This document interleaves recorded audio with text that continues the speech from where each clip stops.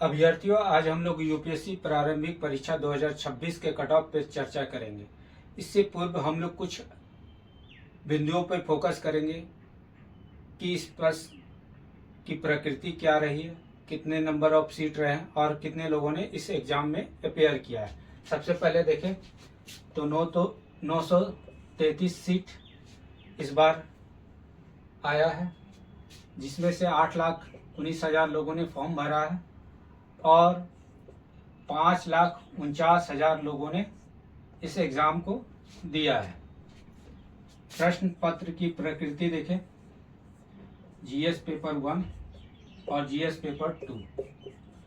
GS paper 2 इस बार भी कठिन आया है।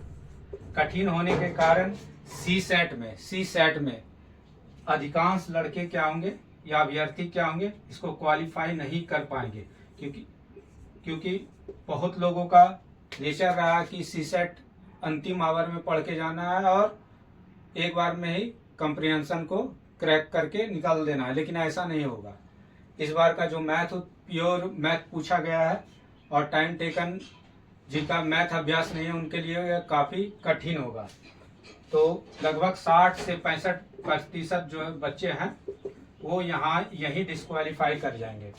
बचे 30 से 35% बच्चे ही मेरिट लिस्ट में शामिल होने के हकदार हैं। उसके बाद जीएस 1 की प्रकृति भी आप लोग जान रहे हैं कि ये कठिन आया है और साथ में बोझिल यानी लेंदी आया है। कुछ प्रश्न तो एक पेज का है, बेहतर यही होता उस प्रश्न को आप स्किप करते और अन्य प्रश्नों पे फोकस करते। हाँ, एक चीज और, जीएस 1 जो आया है वो लगभग अगर 3-4 साल का आपका करंट का पकड़ और आपकी डेप्थ की तैयारी है तो आपके लिए पेपर थोड़ा बनिस्पत तुलनात्मक रूप से और कैंडिडेट के रूप के बनिस्पत आपको सहज लगता है।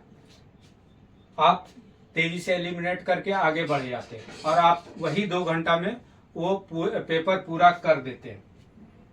इस बात को ध्यान में रखिएगा।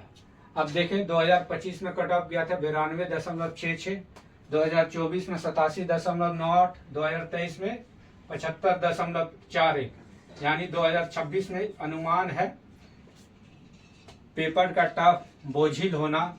इन सब को लेके देखा जाए तो 80 से 82 के बीच कट ऑफ जाना चाहिए इस बार का,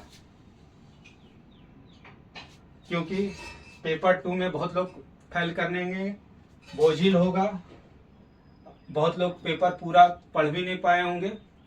उसके बाद एलिमेशन, जिनका डेप्थ नहीं है उनके लिए पेपर था ही नहीं।